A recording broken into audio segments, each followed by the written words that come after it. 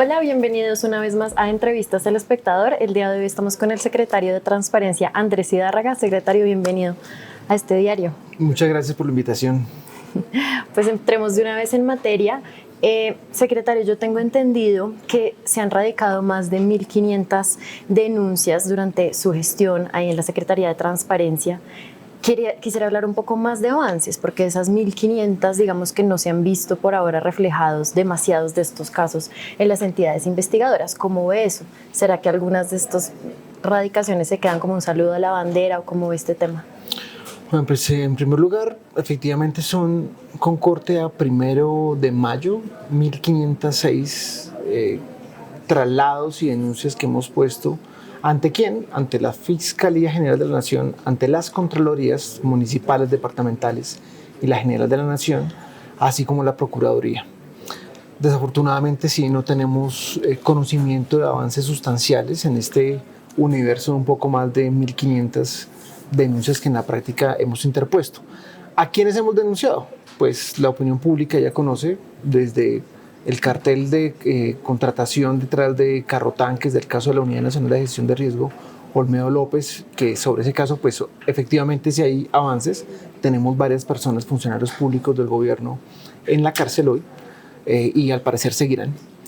Las investigaciones esperamos que sigan avanzando de tal manera que sea contundente el resultado de lo que está detrás, no solamente del caso de carrotanques, sino de la corrupción en toda la Unidad Nacional de Gestión de Riesgo, en este gobierno y en gobiernos anteriores. Otros casos de relevancia, María Isabel Urrutia, la exministra del Deporte, hoy también está imputada por las denuncias de la Secretaría de Transparencia. Ahí también ha habido avances, pero en otros casos de gobiernos regionales, municipales, donde se involucran contratistas, desafortunadamente no hemos encontrado sustanciales avances, pero seguimos confiando en que la justicia pronto nos dé resultados al respecto. Sobre ese tema de la unidad de gestión de riesgo, se dice por los pasillos de la Casa de Nariño que este podría ser uno de los gobiernos con más capturas de funcionarios. ¿Eso sí es tan así? Yo creo que puede ser así, pero el asunto creo que no se puede reducir a que este gobierno tiene la mayor cantidad de capturas. No, este gobierno tiene capturas, entre otras cosas, por las denuncias del propio gobierno, de la propia Secretaría de Transparencia, digamos. Okay. ¿Qué nos diferencia? Definitivamente la corrupción es un germen que está incrustado casi que en el ADN del Estado, pero la diferencia nuestra con los demás gobiernos es que no hemos escondido la mugre debajo del tapete. Okay. Hemos salido a denunciarlos sin excepción. Te puedo asegurar que no hay un caso que haya llegado a la Secretaría de Transparencia, porque nosotros actuamos es no de oficio, sino por solicitud, que no haya sido denunciado. En absolutamente todos los casos estamos dándole traslados a la justicia y seguimos haciéndolo. Esto no es de color político, de si nos quieren o no como gobierno, si están alineados ideológicamente, no. Nosotros no toleramos la corrupción y por eso hemos venido y continuaremos denunciando a absolutamente todas las personas, independientemente de dónde vengan. Secretario, este miércoles se supo que se iban a imputar al exministro Bonilla. También se había hablado pues antes de este miércoles de que ha habido ciertas dificultades con los funcionarios que son más cercanos al presidente Gustavo Petro, a excepción de, por supuesto, de Carlos Ramón. ¿Cómo ve ese tema, por ejemplo, con el exministro Velasco? Yo creo que no hay que perder de vista que yo creo que ese tipo de relaciones de estar probadas en contra, desafortunadamente, de los exministros de ese gobierno, no es algo nuevo, y por eso le hemos dicho a la Fiscalía que ojalá pudiera seguir mirando qué ha pasado desde antes del exministro Bonilla, si es que él tiene algún tipo de responsabilidad finalmente, pero yo creo que hay una práctica posiblemente que se naturalizó, y ahí yo creo que es importante que, por ejemplo, la enlace con el Congreso, que no llegó en este gobierno, hoy la persona que estaba hablando, que está sirviendo como testiga en este caso, sí, pues no llegó ahorita. O sea, la jefa de ella venía desde hace por lo menos Santos I, el gobierno de Santos I, o sea, lleva más de 10 años en el cargo, y yo no creo que si es que llega a haber algún tipo de irregularidad o ilegalidad en sus actuaciones, se las haya inventado en este gobierno. Entonces yo creo que hay muchas cosas que hay que seguir hablando y esperamos que la responsabilidad de absolutamente todos los funcionarios públicos involucrados se haga y que respondan ante la gente, porque finalmente aquí es la gente. Es el respeto por lo público y es la integridad de lo público que está tan de capa caída por ese tipo de situaciones. Secretario, una de las entidades con las que usted ha tenido, digamos que más desencuentros, por lo menos en la opinión pública, ha sido con la registraduría. Ya salieron los pliegos para las elecciones presidenciales del próximo año. ¿Está tranquilo con ese tema y con todo lo que ha pasado con el proceso de pasaportes también? Mira, desafortunadamente han querido personalizar una discusión técnica, una alerta que puse en consideración del señor registrador. Esto no es ni contra la registraduría, ni mucho menos contra el señor registrador. Nosotros como Secretaría de Transparencia, en todos los casos que conocemos, levantamos la mano y decimos, aquí puede haber una posible irregularidad, por favor, tengan en cuenta y evalúenla. Cuando las entidades no actúan ante las alertas y no toman ningún tipo de medidas y por el contrario, reaccionan como si fuera esto personal, nosotros independientemente de eso seguimos avanzando y hemos puesto, como ya la opinión pública lo sabe, en consideración de la Fiscalía unas posibles irregularidades en un contrato de 41.000 millones de pesos, que fue el año pasado. Sí. Actualmente se nos viene una contratación por parte de la registraduría de casi 2 billones de pesos entre las elecciones de consejos de juventud, elecciones legislativas, primera vuelta presidencial y si llega a haber una consulta popular. Esa cantidad, esa magnitud de recursos, digamos, no podemos dejarla pasar. Okay. Por eso esperamos y confiamos en el buen criterio del equipo del señor registrador para que garanticemos una pluralidad de oferentes, que esta es nuestra discusión. No puede haber en Colombia, por regla, porque se volvió regla, que haya un único oferente en grandes licitaciones. Eso nos parece que no tiene sentido.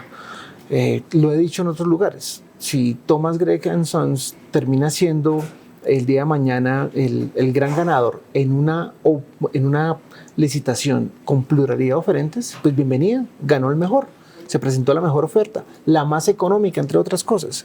Pero cuando llega a haber solamente un proponente, pues ¿qué estamos viendo? Pues que, entre otras cosas, el principio de economía pues no se está materializando porque no hay competencia para bajar precios. Entonces, estamos alerta, la Secretaría sigue alerta, seguirá poniéndole el ojo y esperamos que las cosas salgan lo mejor posible por el bien de lo público. Secretario, ¿se va a seguir adelantando la acción judicial en contra del registrador Penagos o qué va a pasar con eso? La acción judicial no fue contra el registrador Penagos, fue contra su equipo de contratación, entre otras cosas porque encontramos un posible conflicto de interés con uno de los funcionarios que viene de trabajar con empresas asociadas a Thomas y que hace parte de la estructuración de los pliegos. Entonces, es la Fiscalía la que tiene que evaluar si efectivamente hay algún tipo de irregularidad en el momento de la fase precontractual de ese contrato que denunciamos y, por supuesto, en adelante en su ejecución y adjudicación.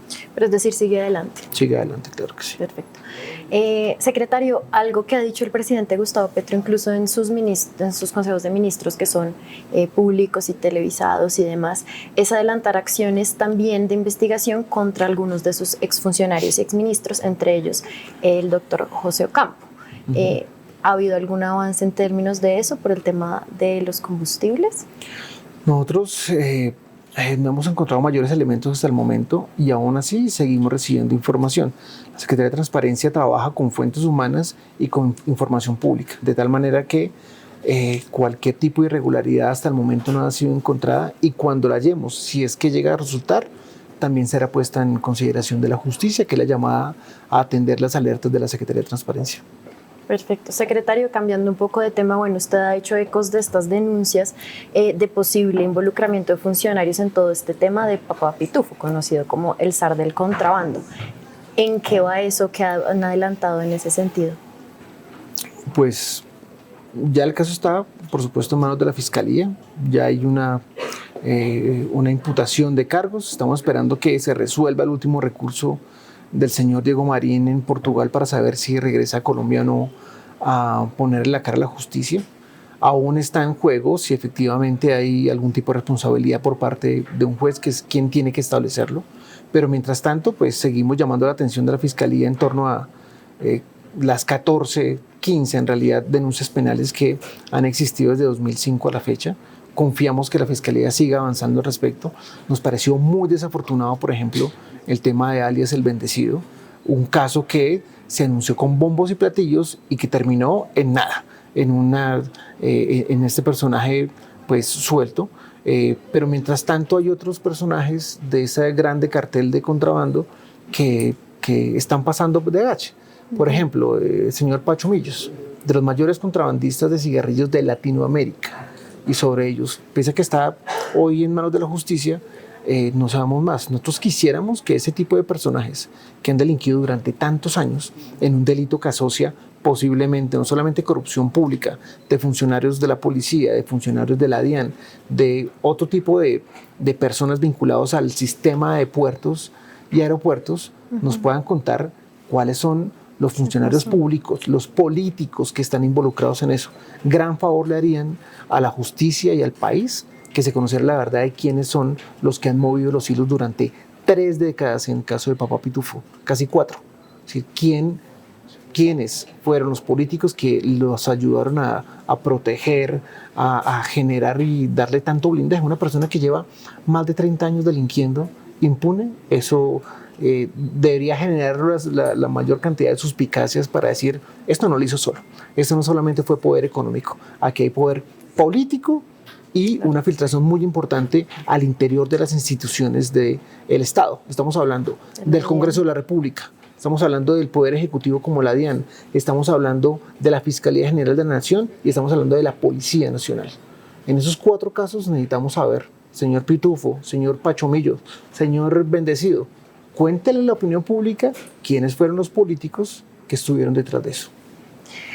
Secretario, también me interesa hablar un poco del caso del hijo del presidente, de Nicolás Petro, que se ha sabido, porque lo han señalado, de funcionarios que pueden haber estado involucrados y se ha capturado por este tema de posiblemente modificar ciertas versiones. ¿En qué está ese tema? Mire, la Secretaría de Transparencia actúa en 2 momentos, en 2 casos. Uno, cuando las autoridades no tienen el caso, entonces generamos la alerta y lo ponemos en conocimiento de ellas. Y en otro lugar lo hacemos cuando el caso está en las autoridades, por ejemplo en la Fiscalía, y no se mueve. Cuando casos como el de Nicolás Petro, que sí viene avanzando en la justicia, nosotros somos respetuosos, tanto de la Fiscalía como de los jueces, para que sean ellos los que establezcan. Distinto a cuando los casos están denunciados y no se mueven y quedan impunes. Entonces, en ese caso, pues no tendría mayor opinión, en tanto la justicia es la que tiene que terminar definiendo, particularmente el juez de la República, si hay algún tipo de responsabilidad en ese caso o no. Secretario, quería preguntarle por el trabajo con la fiscal. Digamos que esta semana también sucedió esto de la Fiscalía de Guatemala, que pidió esta orden de captura y demás, y usted se pronunció en contra. ¿Qué podría decirnos un poco de este tema? Está bastante documentado que la fiscal actual, primero es una fiscal que viene desde el año 2018. ¿Bien? Esa fiscalía la nombra de una propuesta de un cuerpo colegiado el presidente de turno. Esto para decir algo que una persona pública dijo el día de ayer, y es que esa fiscal era del gobierno progresista de Arévalo. Eso es falso. Es una fiscal que lleva un poco más de 8 años fungiendo como fiscal. En segundo lugar, son 42 países que la tienen vetada. ¿Por qué? Por presuntos actos de corrupción, obstrucción a la justicia y a la democracia. Por ejemplo, este fin de semana hubo una reunión de fiscales en Europa. Entre otras, la única que faltó a esa reunión fue la fiscal de Guatemala. ¿Por qué? Porque tiene prohibida la entrada a la Unión Europea, como la tiene prohibida en 47 países, entre otros Estados Unidos. Perfecto, secretario. Ya para ir cerrando un poco, algunos colegas han estado señalando que usted debería declararse impedido en todo este caso de la investigación en lo que tiene que ver con Andrés Calle por una supuesta conexión que tendrían usted y su esposa Andrea Verdugo. ¿Qué nos puede decir de este tema? Les puedo decir que es una historia que está mostrada de manera temporal. No, yo creo que no se le puede olvidar a la opinión pública que quien denunció el caso de Carrotanques he sido yo. En segundo lugar, es un tema privado, pero por demás inexistente, entre una persona que ha querido presionar, esta vez a través de un medio de comunicación, para cobrar una plata sin justificación alguna, máxime cuando no hay un tipo de relación laboral o comercial entre, no con Andrés Calle, sino con el ex candidato a la gobernación, Gabriel Calle. De tal manera que eso es un asunto estrictamente privado, que es un asunto, entre otras cosas, de mi esposa. No soy vocero de ella, no hablo por mi esposa, ella tiene pues sus argumentos para este caso, y que claramente no corresponden a una realidad, ni hay conflicto de interés. Y reitero, aquí lo que hay es una persona que quiere aprovecharse de los cargos públicos en los que estamos para intentar sacar plata. Perfecto, secretario, muchas gracias. Esas eran un poco las dudas que teníamos acá. Muchas gracias a las audiencias que se conectaron a esta transmisión de Entrevistas El Espectador. Secretario, muchas gracias, siempre bienvenido. A ti, Daniela, por la entrevista, muchísimas gracias.